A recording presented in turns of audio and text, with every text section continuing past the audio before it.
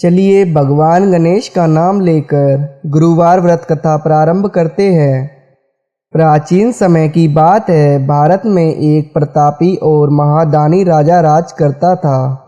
वह गरीबों की सेवा करता था, ब्राह्मणों को दान देता था, कुएं, तालाब, बाग बगीचे आदि लगाता था। परंतु यह सब दान, पुण्य और धार्मिक कार्य उसकी रानी को पसंद नहीं आता था और वह राजा को ऐसा करने से मना किया करती थी। एक दिन राजा शिकार खेलने के लिए वन को गए हुए थे। रानी अपने महल में अकेली बैठी हुई थी। उस समय बृहस्पति देव साधु के वेश में रानी के पास आए और भिक्षा मांगने लगे। रानी ने भिक्षा देने से मना किया और कहा, साधु महाराज, मैं इस दान पुण्य से परेशान हो गई हूँ।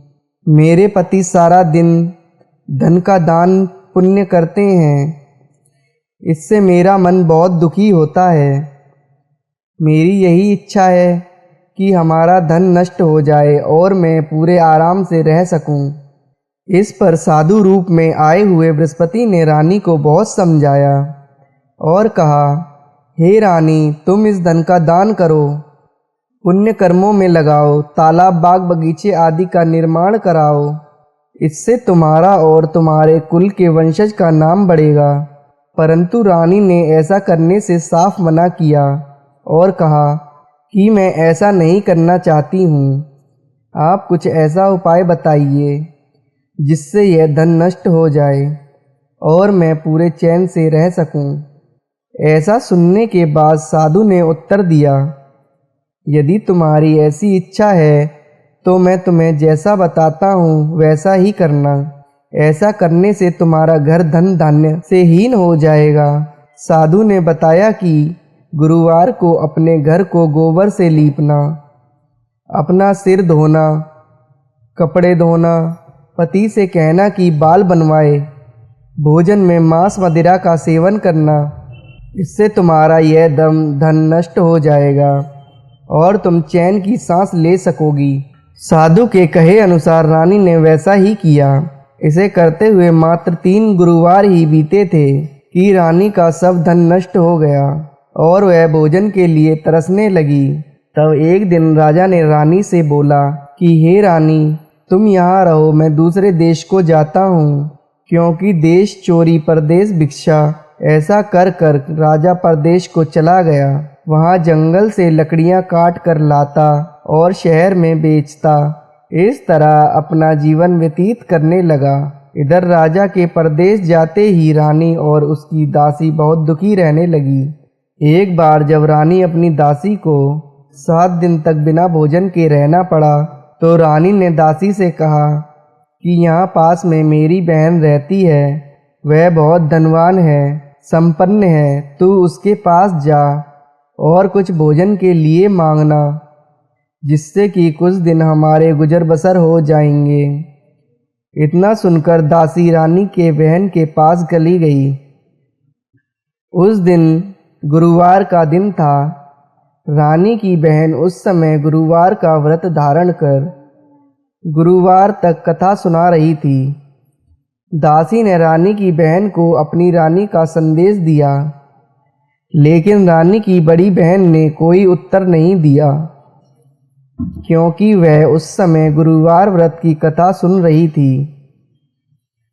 पूजा और कथा संपन्न करके ही बोला जाता है, इस नियम का पालन कर रही थी। इससे रानी द्वारा भेजी गई दासी बहुत दुखी हुई और घर आकर रानी से कहा कि मैंने आपकी बहन को आपका हाल सुनाया है, परंतु उसने कोई उत्तर नहीं दिया। इससे रानी बहुत दुखी हुई और उसने अपनी दासी से कहा, हे दासी, जब बुरे दिन आते हैं तो कोई नहीं सुनता। ऐसा बोलकर रानी अपने भाग्य को कोसने लगी। इधर जब रानी की बहन कथा समाप्त कर पूजा समाप्त कर उठी तो वह बहुत दुखी हुई कि मेरी बहन की दासी आई थी, परंतु उससे मैंने कुछ बोला नहीं, कुछ कहा नहीं। इससे वह बहुत दुखी हुई होगी। कथा सुनकर पूजन समाप्त कर रानी अपनी बहन के घर आई और कहने लगी, हे बहन, मैं बृहस्पतिवार का व्रत कर रही थी। तुम्हारी दासी मेरे घर आई थी, परंतु जब तक कथा होती है तब तक कुछ बोला नहीं जाता और उठा नहीं जाता, इसलिए मैं कथा समाप्त होने का इंतज़ार कर रही थी और जैसे ही कथा समाप्त की मैं तुरंत तुम्हारे घर आई। कहो बहन, तुम्हें क्या परेशानी है? इस पर रानी की बहन फूट फूट कर रोने लगी और कहने लगी, बहन, इस समय हमारी स्थिति बहुत खराब हो गई है। खाने खाने के लिए हम मोहताज हो गए हैं। घर में अनाज नहीं था, इसलिए मैंने दासी को तुम्हारे पास भेजा था कि तुम कुछ खाने को अनाज दे दो, जिससे हमारे कुछ दिन खाने की व्यवस्था हो जाए। ऐसा सुनकर रानी की बहन ने पूरे विश्वास के साथ कहा, हे बहन, तुम अपने घर में जाकर देखो, तुम्हारे घर में भी अनाज मिलेगा। ऐसा सुनकर रानी की दासी ने घर में जाकर देखा तो अनाज से भरा हुआ एक घड़ा मिला। इस पर रानी और दासी बहुत खुश हुईं। यह चमत्कार देखकर दासी रानी से कहने लगी, रानी, हमको भोजन नहीं मिलता तो हम व्रत रोज ही करते हैं, इसलिए क्यों नहीं यह व्रत की विधि और कथा पूछ लिया जाए ताकि हम व्रत कर सकें। तब रानी की बहन ने अपनी बहन से गुरुवार व्रत के बारे में सारी जानकारी ली। रानी की बहन ने बताया, बृहस्पतिवार के व्रतों में चने की दाल, मुनक्का से विष्णु भगवान का केले की जड़ में पूजन करें, दीपक जलाएं, कथा सुने, पीला पूजन करें, पीला वस्त्र पहने। इससे गुरु बृहस्पति प्रसन्न होते हैं और पुत्र की प्राप्ति होती है। व्रत और पूजन विधि बताकर रानी की बहन अपने घर लौट आई। अगले हफ्ते जब गुरुवार का दिन आया तो रानी और दासी दोनों ने व्रत रखा और गुड़शाले में जाकर चना और गुड़ बिलकर ले आए। फिर उसको केले की जड़ में भगवान विष्णु की पूजा किया। पीला भोजन कहाँ से आए, इस बात को सोचकर रानी और दासी दोनों बहुत दुखी हुए।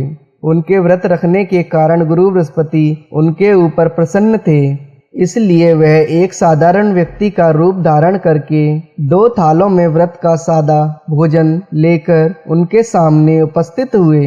दासी को भोजन देकर बोले कि यह तुम्हें और तुम्हारी रानी के लिए भोजन है और यह भोजन तुम आराम से करना। रानी ने फिर अगले हफ्ते गुरुवार का व्रत धारण किया। उससे उनकी खोई हुई राज्य संपत्ति सब वापस आ गई। रानी ने इस व्रत को लगातार करना प्रारंभ कर दिया और वह आलस्य को त्याग कर दी। कुछ समय बीता, रानी फिर पहले की तरह से लगे। तब दासी बोली, देखो रानी, तुम पहले भी इस तरह आलस्य कर देती, तुम्हें धन रखने में कष्ट होता था, इस कारण सभी धन नष्ट हो गया। अब जब भगवान की कृपा से धन मिला है तो तुम्हें फिर आलस क्यों होता है? आलस्य त्यागो और गुरु बृहस्पति की शरण में बने रहो। रानी को समझाते हुए दासी, यदि कहीं भी बहुत मुसीबत और समस्याओं के बाद हमने यह धन पाए, इसलिए हमें दान पुण्य करना चाहिए, भूखे को भोजन कराना चाहिए, हमको शुभ कार्यों में खर्च करना चाहिए, जिससे तुम्हारे कुल का यश बढ़ेगा, स्वर्ग की प्राप्ति होगी, पितृ प्रसन्न होंगे और तुम्हारा नाम बढ़ेगा। दासी की बात सुनकर रानी अपना सारा धन शुभ कार्य में खर्च करने लगी और पूरे नगर में इस बात की यश कीर्ति और चर्चा फैलने लगी। एक दिन राजा दुखी होकर जंगल में पेड़ के नीचे आसन जमाकर बैठा हुआ था। अपने दशा को याद करके बहुत दुखी होने लगा। गुरुवार का दिन था। एकाएक उसने देखा कि उसी समय साधु प्रकट हुए हैं। साधु के वेश में वह गुरु बृहस्पति थे। लकड़हारे के सामने आकर बोले, लकड़हारे, सुनसान जंगल में तुम किस व्यर्थ की चिंता में बैठे हो? लकड़हारे ने हाथ जोड़कर गुरुदेव को प्रणाम किया और अपनी सारी पुरानी बातों को वह गुरु बृहस्पति देव के सामने कहने लगा। महात्मा जी ने कहा, हे राजा, तुम्हारी रानी ने गुरु बृहस्पति देव का अनादर किया था, जिस कारण तुम्हें यह कष्ट भोगना पड़ा। अब तुम चिंता न करो और मेरे कहे हुए मार्ग पर चलो, तुम्हारे सब कष्ट दूर हो जाएंगे और पहले से भी अधिक धन संपत्ति भगवान की कृपा से तुम्हें प्राप्त होगी। तुम बृहस्पतिवार के दिन कथा किया करो। 2 पैसे के चने मुनक्का लाकर उसका प्रसाद बनाओ। शुद्ध जल के लोटे में शक्कर और हल्दी मिलाकर केले के पेड़ का पूजा किया करो। तत्पश्चात इस कथा को श्रवण किया करो। साधु के ऐसे वचन सुनकर लकड़हारा बोला, हे प्रभु, मुझे लकड़ी बेचकर इतना पैसा नहीं मिलता जिसे भोजन के उपरांत मैं कुछ बचा सकूं। मैंने रात्रि के स्वप्न में अपनी रानी को व्याकुल देखना, मेरे पास कुछ भी नहीं है जिसे मैं उसकी खोज खबर ले सकूं। गुरु बृहस्पति ने कहा कि किसी बात की चिंता मत करो, तुम रोजाना की तरह लकड़ियां ले जाओ, तुमको रोज से दुगना धन मिलेगा जिससे तुम भली भांति पूजन और व्रत कर सकोगे। इतना कहकर साधु वहां से अंतर्ध्यान हो गए। धीरे धीरे समय